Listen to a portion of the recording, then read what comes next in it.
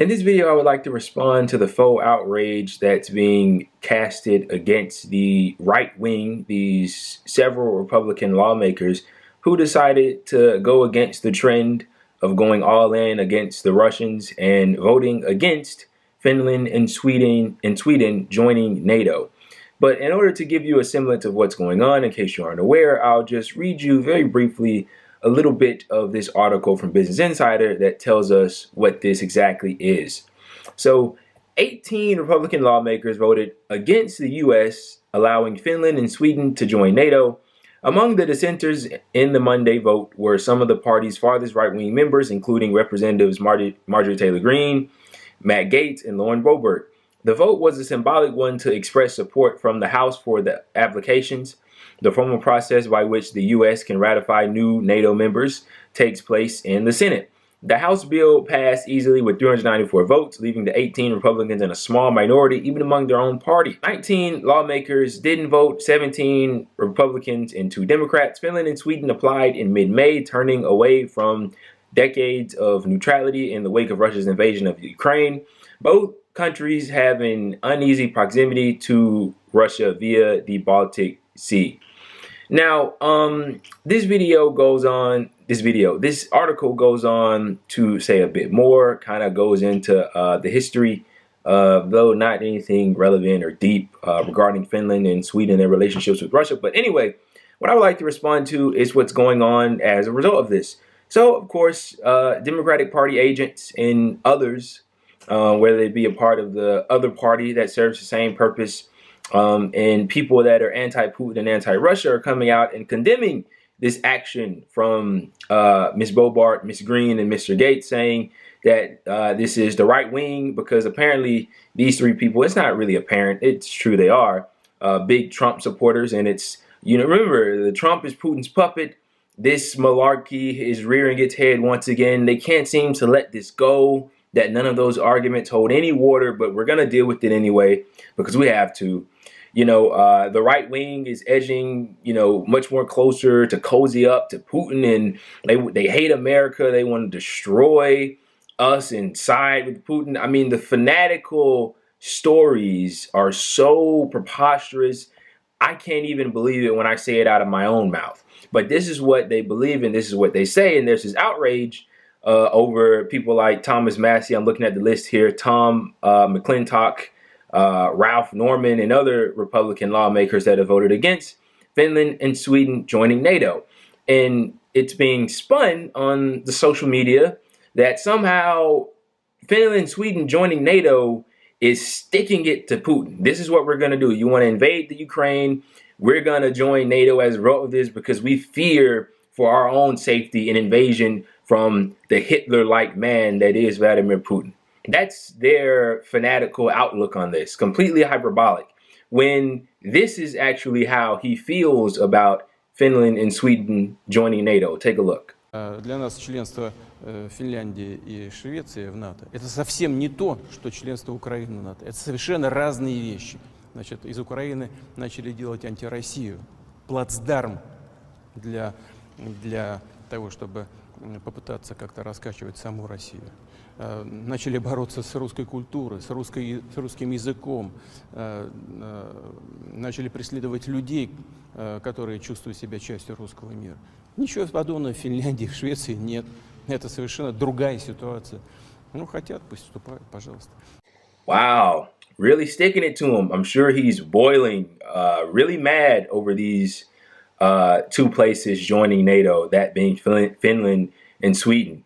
This is just, you can just toss this in the pot with the other fakery, the other theatrics that's being put on display. We're really sticking it to Putin with the sanctions, with the economic warfare that we've put against Russia. Yeah, their economy, it's really suffering. They're doing terrible.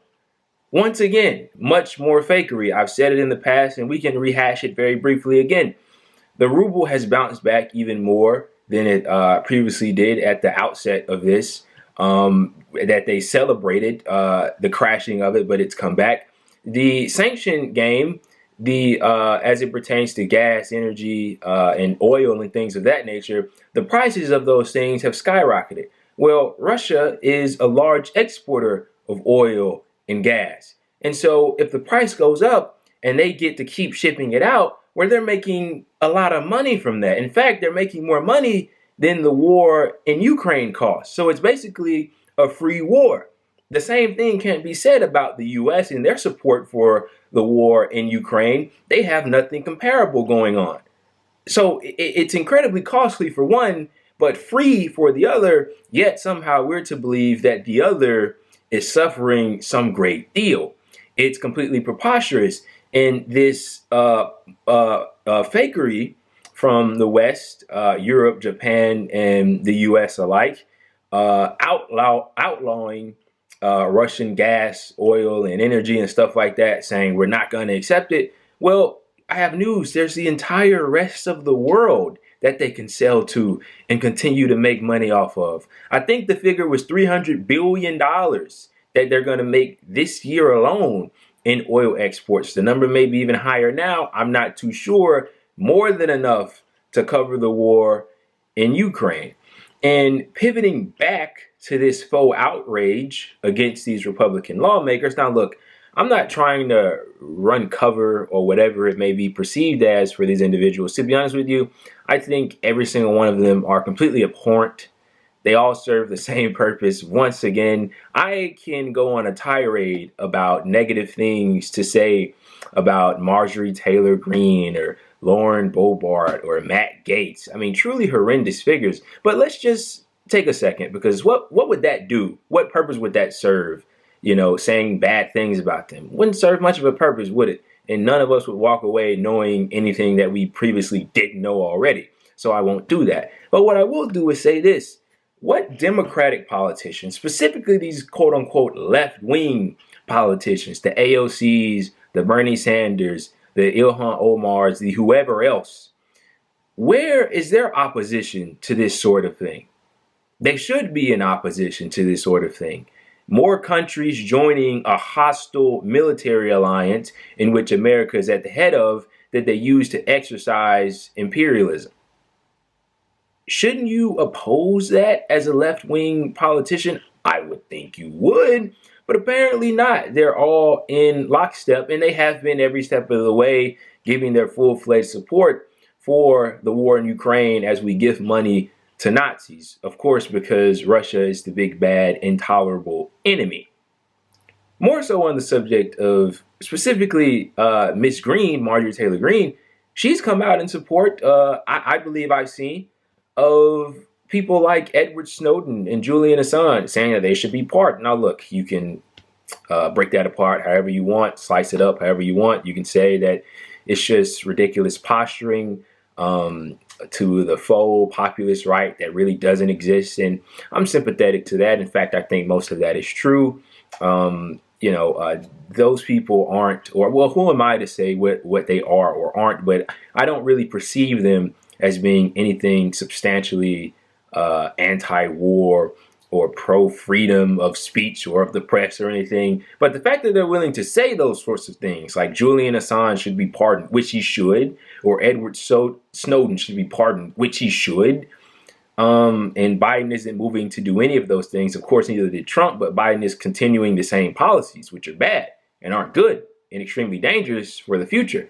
But the fact they're willing to say those things, and these quote-unquote left-wing politicians who should believe in these things are not, is extremely telling. And when people say that, they get bombarded on social media with negativity. There's a list of them. I won't bore you with naming them. But I just wanted to crank out a quick commentary, giving my opinion on this. Once again, more fakery, more faux outrage, trying to name these right-wing politicians as somehow supporters of Vladimir Putin and the Russian regime. This is what they're going to ride on. This is what the Democrats are going to ride on in the midterm elections. They're going to say that that is the party of Putin and the right wing is the party of Russia. They're not going to hit them on anything that actually holds water, on things that are actually true and matters. But of course, in their fanatical outlook on life, this is seemingly all they have to offer.